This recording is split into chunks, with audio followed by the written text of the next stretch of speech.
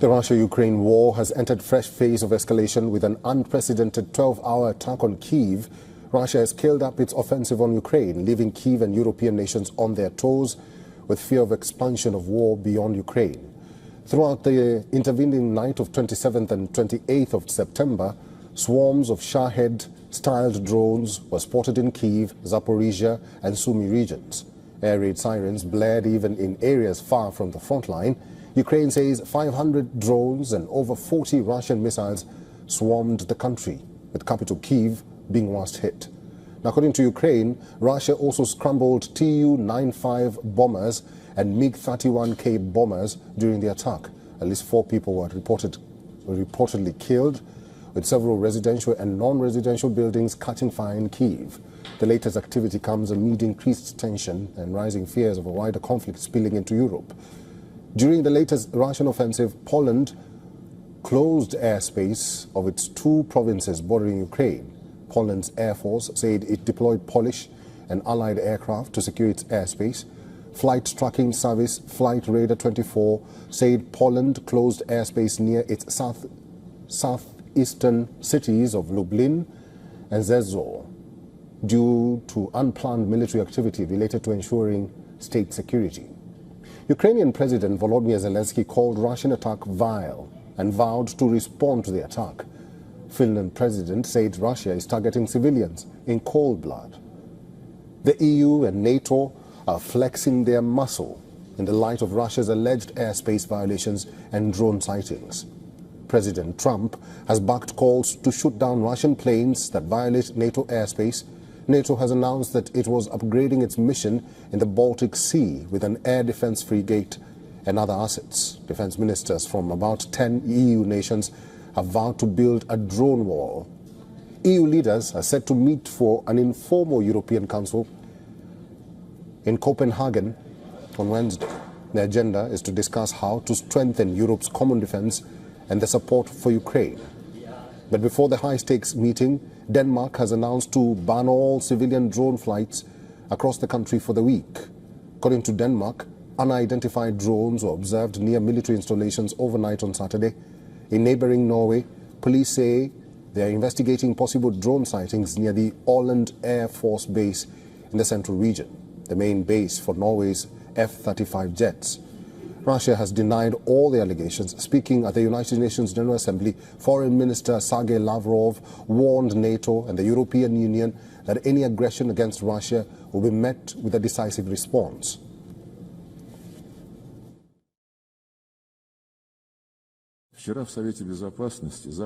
Threats of force against Russia, accused of practically planning an attack on the North Atlantic Alliance and the European Union, are becoming increasingly common.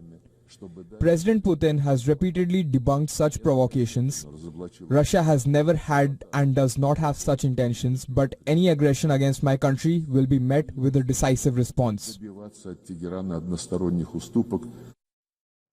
If we talk about alleged Russian violations and drone sightings this month, Poland had detected drones in its airspace on September 10th. Romania also detected drones in the country's airspace, which were tracked down by 2 F-16 jets. On September 19th, Russian MiG-31 aircraft spent 12 minutes in Estonia's airspace, prompting a response from NATO aircraft. Norway has also detected drones multiple times, with recent sightings reported near the Åland base. Latvia and Germany have also reported similar sightings. September 22nd, Copenhagen's airport was closed for hours. Drones were also spotted near 5 other places in Denmark, forcing closure of airspace over Aalborg Airport. On September 26th, drones were spotted at a naval base in Sweden and Lithuania. However, Russia has denied or not owned up to most of these allegations. Mr. Ben Aris is a founder and editor-in-chief of BNE IntelliNews and also former Moscow bureau chief for the Daily Telegraph. He's now joining us live from Berlin. Mr. Aris, good to see you, and thank you very much for making time for us. President Zelenskyy says this latest attack by Russia was vile, and Russia seems unrelenting with their drone warfare. What's the message here? It's an escalation. Putin is turning the screws, and he has been since May, when the ceasefire talks really got underway, led by the White House, led by Trump. Putin's response to the beginning of the talks, the groups were meeting in various places like Riyadh, Istanbul. However, accompanying that, Putin turned the screws by tripling the number of drones and missiles that he fires at Ukraine, hitting targets. This weekend, again, Kyiv was hit. 2 dozen people were killed, including some children. And the point is to keep Kyiv under pressure, as Putin's being very uncompromising. The so-called ceasefire or peace deal that he's offering is basically a capitulation. And at the same time, it's a response because Ukraine has now developed some of its own cruise missiles, and it also is now targeting economic assets, mainly oil refineries, inside Russia. So we're seeing a steady escalation in the destruction and the violence that's going on in this war. Mr. Aris, the EU and NATO are flexing their muscle in the light of Russia's alleged airspace violations and also drone sightings. Russia says these nations are worried over nothing.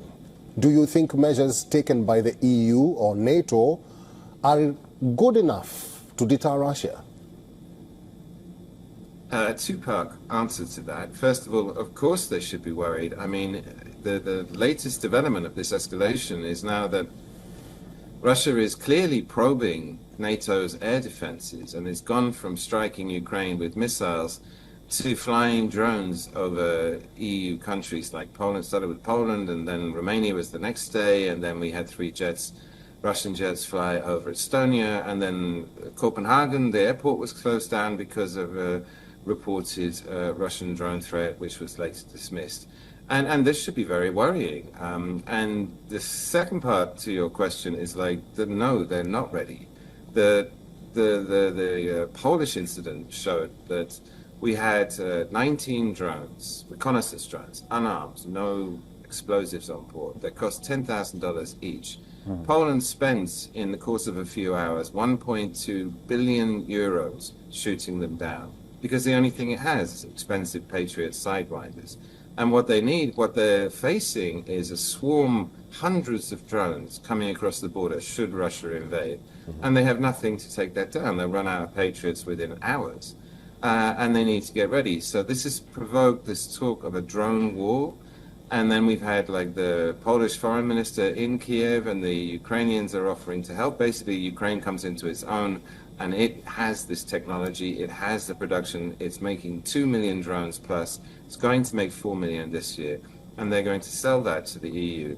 But the EU's been caught napping. I mean, it should have put all of this stuff in place 3 years ago, and now it's scrambling to catch up.